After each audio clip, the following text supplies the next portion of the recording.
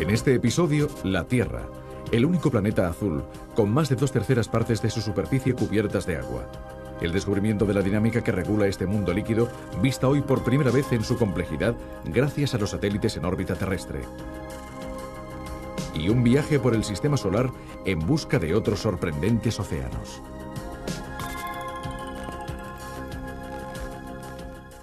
Un visitante que llegara por primera vez a nuestro sistema solar seguramente tendría muchos motivos para maravillarse. Pero uno de los más sorprendentes sería observar que entre los muchos cuerpos celestes que giran alrededor del Sol, solamente hay uno azul, nuestra Tierra. De hecho, solo la Tierra contiene agua en estado líquido. ¿Siempre ha sido así? ¿Hemos sido desde el inicio los más afortunados o tal vez ha habido agua también en otras partes y después se evaporó o desapareció como consecuencia de otros fenómenos? Actualmente las ondas automáticas, que son unos auténticos reporteros cósmicos, han viajado a lo largo y ancho de los planetas y sus lunas y se han posado en varias ocasiones en su superficie. En consecuencia, poseemos un cierto conocimiento de nuestros vecinos en este pequeño rincón de la galaxia. ¿Qué nos han revelado estas observaciones? ¿Ha habido agua en otros planetas o en sus lunas?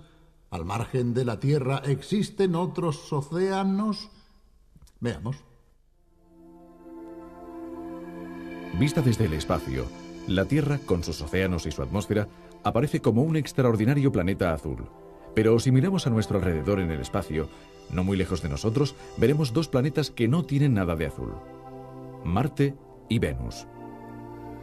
En Venus no hay océanos. El agua desapareció debido al calor.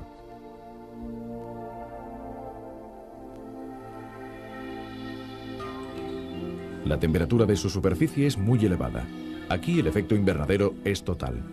Hoy en la atmósfera de Venus, compuesta en un 96% por dióxido de carbono, el vapor de agua es tan solo del 0,5%. Si en épocas remotas hubo alguna vez agua en su superficie, probablemente se evaporó.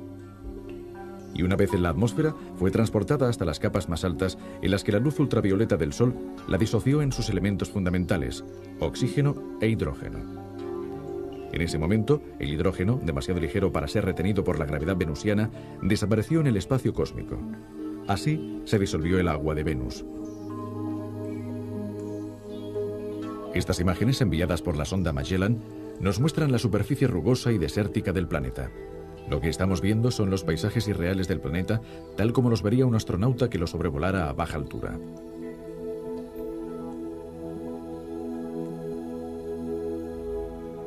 También Marte es un desierto sin océanos, pero por la razón opuesta. La ausencia de un efecto invernadero suficiente ha hecho que la temperatura en su superficie sea bajísima. Quizás hubo agua en un principio, tal como parecen indicar las numerosas señales de erosión que únicamente las corrientes de agua pudieron haber dejado. Pero el agua después desapareció. ¿Por qué? La hipótesis más probable es que Marte es demasiado pequeño y en consecuencia posee una fuerza de gravedad demasiado débil para retener una atmósfera suficientemente densa. Hace miles de millones de años, cuando los volcanes todavía activos podían abastecer la atmósfera de Marte en gases que perdía en el espacio, la temperatura y la presión permitieron que hubiera en la superficie agua en estado líquido y, quién sabe, quizás existieron incluso mares u océanos marcianos. Pero después, cuando los volcanes dejaron de emitir humos y vapores, la pérdida de gases hizo que la atmósfera adelgazara de tal modo que, pese a estar compuesta en un 95% por dióxido de carbono, no produjo ningún efecto invernadero capaz de calentar el planeta. En la actualidad, el agua probablemente está escondida en el subsuelo en una mezcla de polvo y hielo. La experiencia de estos dos planetas nos indica varias cosas importantes. El efecto invernadero es determinante para la evolución del planeta. Si es excesivo, como en Venus, la vida resulta imposible. Pero si es demasiado escaso, la vida también resulta imposible, como en Marte, porque los océanos se congelan y producen un clima igualmente insoportable. La Tierra se encuentra en una afortunada situación de equilibrio. Un poco de efecto invernadero mantiene un clima favorable para la vida. Sin efecto invernadero, la temperatura media de la Tierra, la que debería tener dada su distancia al Sol, sería de unos 20 grados bajo cero. Pero observando el sistema solar, ¿hay alguna probabilidad de encontrar algún otro océano? No existe ninguna posibilidad en los planetas. Mercurio es un mundo desolado, sin atmósfera. Júpiter, Saturno, Urano y Neptuno son gigantescas esferas de gas. Plutón, en los confines del sistema solar, es un mundo helado que no puede contener agua en estado líquido. Si los planetas quedan descartados, ¿qué podemos decir de las lunas? Por supuesto, nada de nuestra luna, cuyos mares son en realidad extensiones de lava solidificada desde hace miles de millones de años. Tampoco aquí hay muchas posibilidades. Pero en dos casos por lo menos, los científicos consideran que pueden existir océanos, lógicamente distintos de los terrestres. Europa, una de las lunas mayores de Júpiter, es un mundo enigmático, con una superficie lisa y helada en la que no son visibles las huellas de ningún cráter. Ello indica que potentes fuerzas están remodelando su superficie. La hipótesis es que bajo su fina corteza helada puede encontrarse un inmenso océano subterráneo de agua líquida que con sus corrientes rediseña continuamente la superficie superior. Probablemente la misión de la sonda Galileo se prolongará para resolver este enigma. Todavía es más misteriosa la mayor luna de Saturno, Titán. Una densa atmósfera de hidrocarburos la envuelve por completo y no permite que se vea su superficie. Pero dentro de unos pocos años, la sonda Cassini lanzará el módulo Huygens hacia esta luna. El módulo descenderá con un paracaídas y se posará suavemente sobre su superficie o sobre sus océanos. Las extensiones de agua quedan excluidas debido a las bajísimas temperaturas, pero los científicos creen que puede haber mares de metano líquido en los que floten icebergs de amoníaco. Un panorama realmente sorprendente que el módulo Huygens podría enviarnos dentro de unos años.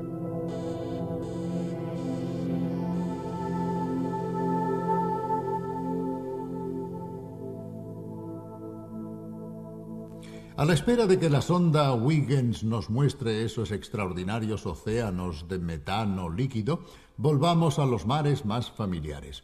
Pese a que estas extensiones de agua han sido surcadas desde hace siglos por barcos y naves de todas clases, hace muy poco que hemos empezado a conocer sus secretos.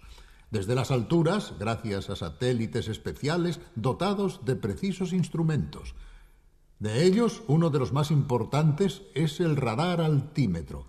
Midiendo la altura del nivel marino con gran exactitud, es posible deducir muchas cosas sobre los vientos, las olas y las corrientes. Es un estudio muy interesante que está descubriendo que la circulación de las aguas oceánicas sigue un mecanismo muy complejo. Se trata de un estudio importante porque el océano y su dinámica desempeñan un papel de primer plano en el clima terrestre. En consecuencia, conocer mejor esta dinámica significa conocer mejor cómo funciona el clima y qué puede hacerlo cambiar. Veamos. Así es como aparecen los océanos terrestres desde el espacio.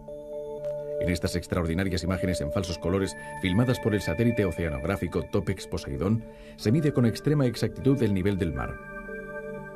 Los colores rojizos indican un nivel más alto que el nivel medio. Los azulados, niveles más bajos. Pues bien, estos estudios revelan un hecho sorprendente. El agua de los mares casi nunca se encuentra al mismo nivel. En ciertas zonas, incluso como en el mar de los Sargazos, el nivel del mar está 1 metro por encima de las regiones vecinas. Pero ¿no nos habían enseñado que por el principio de los vasos comunicantes, un líquido tiende a situarse a un mismo nivel?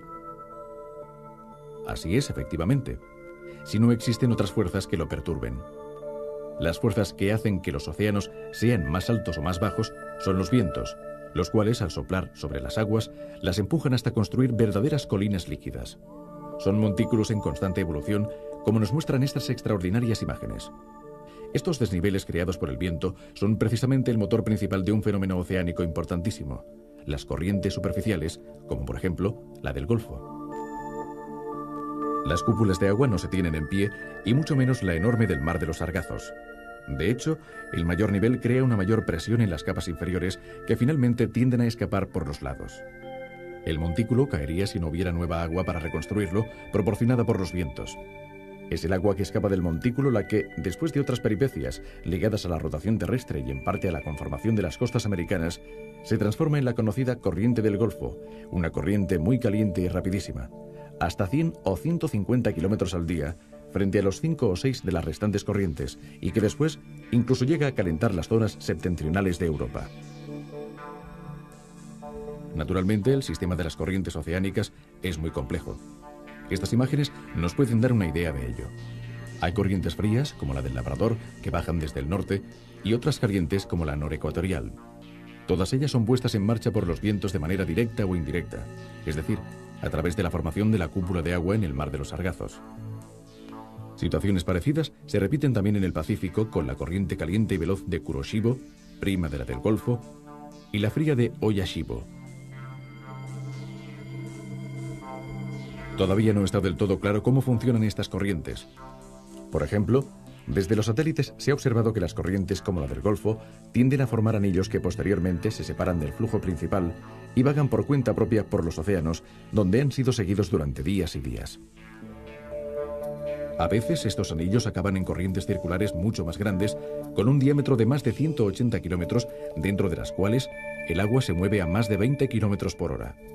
En resumen, el océano nos está descubriendo una arquitectura cada vez más compleja, que desde hace unos años se está empezando a conocer y cuya influencia sobre el clima terrestre está resultando muy importante.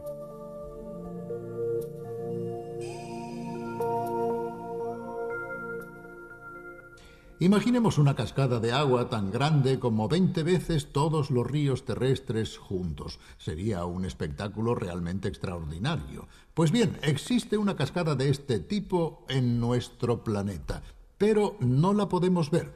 De hecho, es una cascada que se produce dentro del océano. Es agua más fría y más densa, situada frente a las costas de Groenlandia, que se hunde a 4 kilómetros de profundidad. Por otra parte, son muchas las sorpresas que nos reservan las profundidades marinas. Por ejemplo, los océanos tienen una estructura muy compleja. No se parecen en nada al agua que echamos en una bañera. Están formados por capas de forma parecida a un pastel mil hojas. Estas capas se mezclan muy lentamente. Según los científicos, estos fenómenos profundos pueden tener también importantes repercusiones en el clima terrestre. Veamos. Imaginemos que descendemos lentamente bajo el agua, impulsándonos cada vez más hacia el fondo. De esta manera podríamos ver una sección vertical del mar, es decir, su estructura más secreta e invisible. Los 100 primeros metros son homogéneos. La temperatura no varía mucho, ya que existe una gran mezcla de aguas. Pero si descendemos más profundamente, nos daremos cuenta de que el mar está compuesto por muchas sábanas, es decir, por capas de agua que jamás se mezclan entre sí. Esta curiosa arquitectura sumergida se debe a las diferentes densidades de las sábanas. Cada sábana tiene una densidad ligeramente distinta de la superior y de la inferior.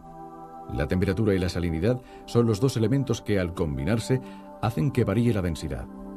Las capas son cada vez más densas a medida que se va hacia el fondo, y esto las hace impermeables las unas con respecto a las otras. Parece increíble hablar de agua impermeable, pero según los científicos, el agua de estas sábanas submarinas tarda millones de años en mezclarse. Tal vez gracias a la inmovilidad de las capas marinas más profundas, llevan a cabo las anguilas y los salmones sus extraordinarias migraciones. Según algunas hipótesis, la brújula de estos animales podría residir no en los campos magnéticos, sino en ciertas características del agua que formarían grandes autopistas fácilmente reconocibles. Pero no todas las capas profundas del mar son tan inmóviles. En realidad, en los fondos oceánicos, a 4 kilómetros de profundidad, fluye una inmensa corriente que los científicos consideran muy importante en la determinación del comportamiento climático. Veamos cómo se forma. En invierno, en el Atlántico Norte, se produce uno de los más gigantescos y desconocidos fenómenos oceánicos. Las aguas que llegan a Islandia desde el sur se enfrían rápidamente y su temperatura desciende de los 10 a los 2 grados. El agua, que llega a ser muy densa debido al frío y a la salinidad, se hunde y, como un inmenso río tan grande como 20 veces todos los ríos terrestres juntos, da la vuelta al mundo. Rozando siempre el fondo, se dirige hacia el sur y dobla el Cabo de Buena Esperanza. Aquí se le une una nueva corriente profunda procedente del Antártico. Después cruza el Océano Índico y finalmente llega al Pacífico, en el cual reequilibra la salinidad. De hecho, el Pacífico es más dulce que el Atlántico, ya que las lluvias son más abundantes que la evaporación. Según muchos investigadores, la corriente salada profunda es una especie de fiel de balanza que puede conducir el clima hacia el calor o hacia el frío. Pero ¿cómo puede influir en la evolución climática esta gran corriente que circula a 4 kilómetros de profundidad? Uno de sus efectos, importantísimo, es por ejemplo calentar Europa. Cuando el agua se enfría antes de hundirse en las costas de Islandia, cede a la atmósfera una cantidad inmensa de calor. Este calor, junto al de la conocidísima corriente del Golfo, mantiene un clima templado en Europa. Cuando la corriente se detiene por razones todavía desconocidas, Europa se enfría y se dan las condiciones para una glaciación. La corriente profunda es, por otra parte, muy lenta. El agua que actualmente se vuelca en el Pacífico partió hace un siglo del Atlántico Norte. Además de la gran corriente salada, existen otras de tamaño menor. Una corriente de agua fría y salada se forma también en el Adriático, frente a Trieste, donde la Bora enfría las aguas de la superficie y las lleva hacia el fondo. Esta corriente, junto a otras dos que se forman siguiendo las costas turcas y francesas, recorre profundamente todo el Mediterráneo y después sale por Gibraltar.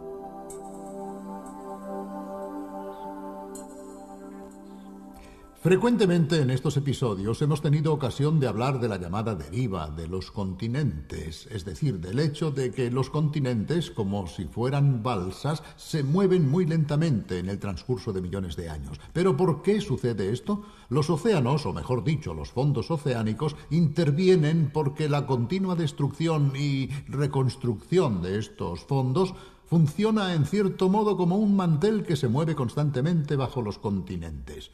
Veamos cómo se produce esta mecánica, este motor que mueve nuestras tierras. Así sería nuestro planeta si no hubiera agua. Una superficie desértica y ligeramente rugosa, con depresiones y cadenas montañosas. Un tipo de ondulación parecido al que se ve en la superficie terrestre. Así sería el Mediterráneo si se evaporara toda el agua. Se verían zonas muy llanas, como en el Adriático, y otras más montañosas correspondientes a las islas. Aquí estamos volando sobre un fondo marino recreado con una técnica especial de ordenador. Como puede verse, una vez eliminada el agua, nos parece que estamos en un paisaje montañoso normal. Los fondos oceánicos resultan extraordinarios también por otro motivo. Son la parte de corteza más joven de nuestro planeta. Mientras que las rocas más antiguas halladas en nuestros continentes pueden datarse en más de 3.500 millones de años, las oceánicas no tienen más de 200 millones de años. ¿Por qué? Aquí, en las profundidades de los abismos, se produce uno de los fenómenos más grandiosos de nuestro planeta: la creación y la destrucción de la corteza terrestre. En algunas zonas, como a lo largo de la llamada dorsal medioatlántica, una especie de cadena montañosa que cruza el Atlántico de norte a sur, el magma que sube desde las profundidades de la Tierra separa los márgenes de dos enormes placas que se separan lentamente. Aquí se crea una nueva corteza, un nuevo fondo oceánico. Este fenómeno hace que Europa y África se alejen del continente americano. En cambio, en otras zonas, como esta, una placa encaja bajo otra placa y al hundirse en las entrañas de la Tierra se vuelve a fundir y desaparece. Este es el potente mecanismo que desplaza los continentes y en el transcurso de millones de años transforma la geografía del planeta mediante una continua destrucción y construcción de los fondos oceánicos.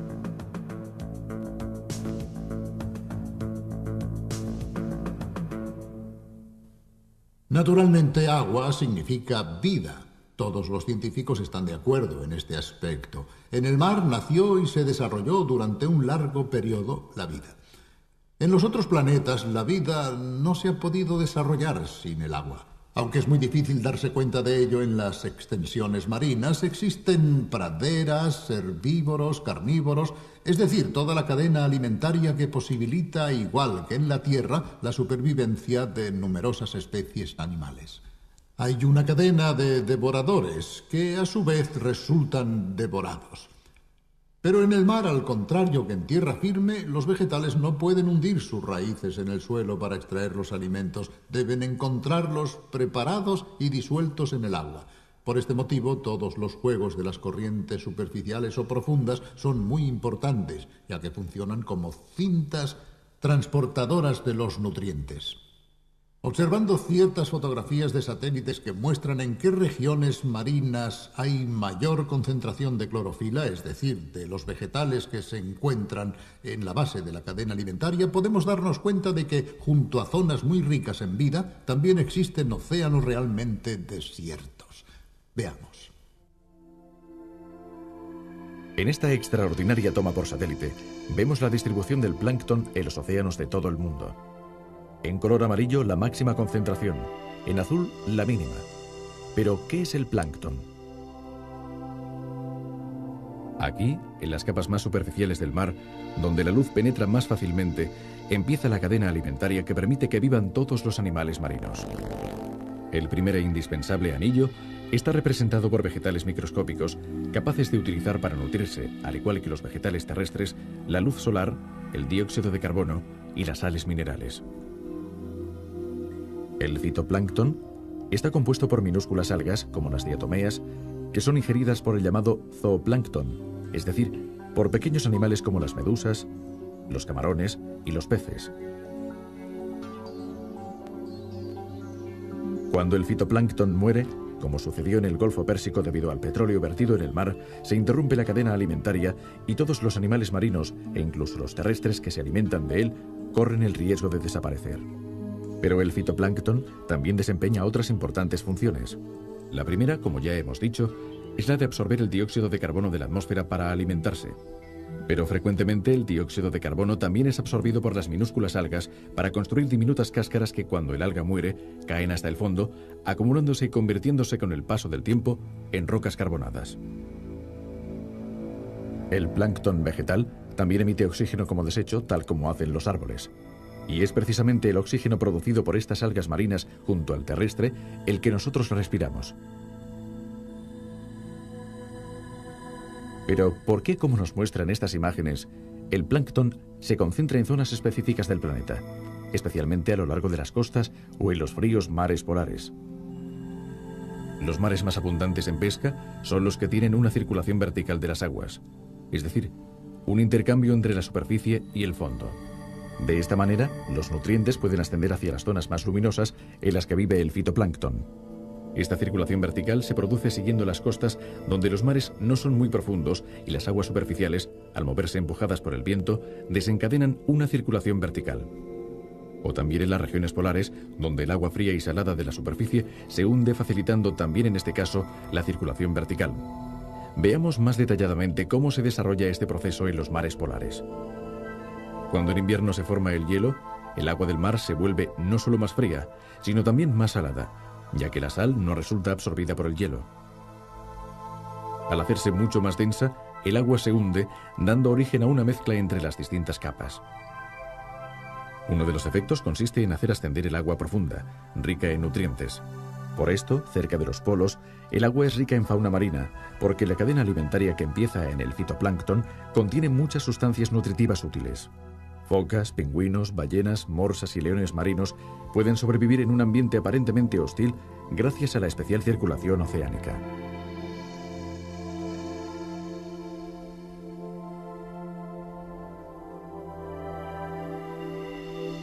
En cambio, en los trópicos, especialmente lejos de las costas o de las zonas de las islas y de las barreras coralinas, el océano es un auténtico desierto porque son pocos los nutrientes que consiguen subir desde el fondo. Las aguas superficiales, que son cálidas y ligeras, no pueden bajar a las profundidades para estimular la circulación vertical, funcionando como un tapón. Un conocido fenómeno meteorológico, el Niño, que se produce en las costas de Perú, explica muy bien por qué las corrientes verticales resultan indispensables para la vida marina.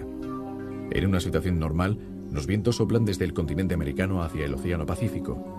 Las masas de agua que se trasladan debido a los vientos provocan que ascienda del fondo una corriente fría y cargada de nutrientes. Los peces son muy abundantes. Pero cuando los vientos se debilitan, la corriente vertical aminora y las aguas superficiales acaban calentándose. De esta forma, los escasos nutrientes que llegan a la superficie no pueden mantener el fitoplancton e indirectamente la gran masa de peces que de él se nutre. Para la industria pesquera peruana, esto significa la ruina. Este fenómeno es periódico y se repite aproximadamente cada 38 meses. Pero según los científicos, esta oscilación climática no tiene solamente repercusiones locales. Las consecuencias del Niño afectan a toda la atmósfera y a todo el planeta. Se trata de uno de los fenómenos más estudiados por los meteorólogos y los oceanógrafos. En nuestro sistema solar, la Tierra es el único planeta azul, pero en nuestra galaxia existen por lo menos 200.000 millones de estrellas, muchas de las cuales son semejantes a nuestro Sol. Quizás alrededor de una de esas estrellas gire otro planeta azul que albergue la vida. Si esto es posible, ¿qué podemos decir de los otros miles de millones de galaxias con miles de millones de estrellas? ¿Es posible que no exista ningún otro planeta azul? En todo caso, hay una cosa cierta. Para albergar la vida, este planeta deberá tener mucha agua y en cierto modo deberá parecerse a la Tierra. En realidad no sabemos nada. Los telescopios y los restantes instrumentos astronómicos no pueden distinguir a gran distancia planetas como la Tierra, pequeños, grandes, azules o no. Por ahora, el nuestro es el único planeta azul. Esperemos que se descubra algún otro. En todo caso, hará falta tiempo. Adiós, hasta la vista. Después desapareció. ¿Por qué? La hipótesis más probable es que Marte es demasiado pequeño y, en consecuencia, posee una fuerza de gravedad demasiado débil para retener una atmósfera suficientemente densa. Hace miles de millones de años, cuando los volcanes todavía activos podían abastecer la atmósfera de Marte en gases que perdía en el espacio, la temperatura y la presión permitieron que hubiera en la superficie agua en estado líquido y, quién sabe, quizás existieron incluso mares u océanos marcianos. Pero después, cuando los volcanes dejaron de emitir humos y vapores, la pérdida de gases hizo que la atmósfera adelgazara de tal modo que, pese a estar compuesta en un 95% por dióxido de carbono, no produjo ningún efecto invernadero capaz de calentar el planeta. En la actualidad, el agua probablemente está escondida en el subsuelo en una mezcla de polvo y hielo. La experiencia de estos dos planetas nos indica varias cosas importantes. El efecto invernadero es determinante para la evolución del planeta. Si es excesivo, como en Venus, la vida resulta imposible. Pero si es demasiado escaso, la vida también resulta imposible, como en Marte, porque los océanos se...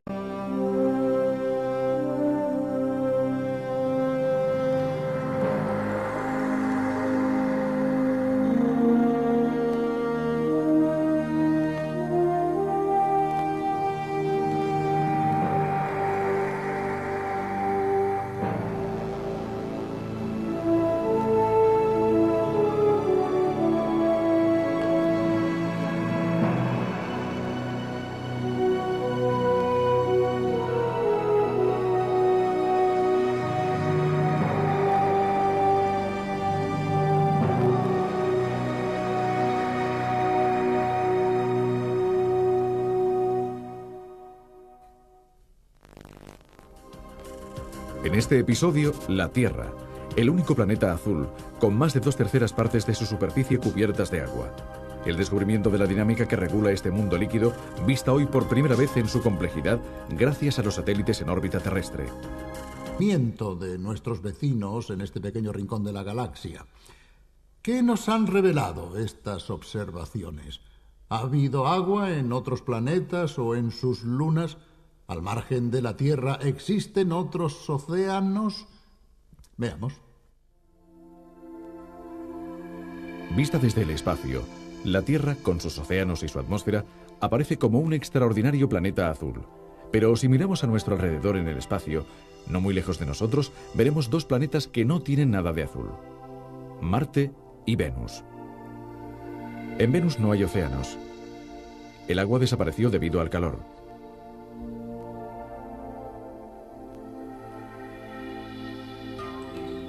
La temperatura de su superficie es muy elevada. Aquí el efecto invernadero es total. Hoy en la atmósfera de Venus, compuesta en un 96% por dióxido de carbono, el vapor de agua es tan solo del 0,5%. Si en épocas remotas hubo alguna vez agua en su superficie, probablemente se evaporó. Y una vez en la atmósfera, fue transportada hasta las capas más altas, en las que la luz ultravioleta del Sol la disoció en sus elementos fundamentales, oxígeno e hidrógeno. En ese momento, el hidrógeno, demasiado ligero para ser retenido por la gravedad venusiana, desapareció en el espacio cósmico. Así se disolvió el agua de Venus. Estas imágenes, enviadas por la sonda Magellan, nos muestran la superficie rugosa y desértica del planeta. Lo que estamos viendo son los paisajes irreales del planeta, tal como los vería un astronauta que lo sobrevolara a baja altura.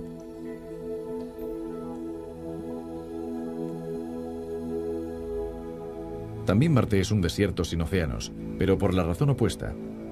La ausencia de un efecto invernadero suficiente ha hecho que la temperatura en su superficie sea bajísima. Quizás hubo agua en un principio, tal como parecen indicar las numerosas señales de erosión que únicamente las corrientes de agua pudieron haber dejado. Pero el agua y un viaje por el sistema solar en busca de otros sorprendentes océanos.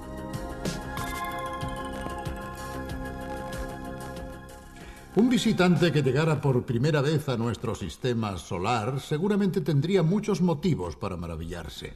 Pero uno de los más sorprendentes sería observar que entre los muchos cuerpos celestes que giran alrededor del Sol, solamente hay uno azul, nuestra Tierra. De hecho, solo la Tierra contiene agua en estado líquido. ¿Siempre ha sido así? ¿Hemos sido desde el inicio los más afortunados o tal vez ha habido agua también en otras partes y después se evaporó o desapareció como consecuencia de otros fenómenos? Actualmente las ondas automáticas, que son unos auténticos reporteros cósmicos, han viajado a lo largo y ancho de los planetas y sus lunas y se han posado en varias ocasiones en su superficie. En consecuencia, poseemos un cierto conocimiento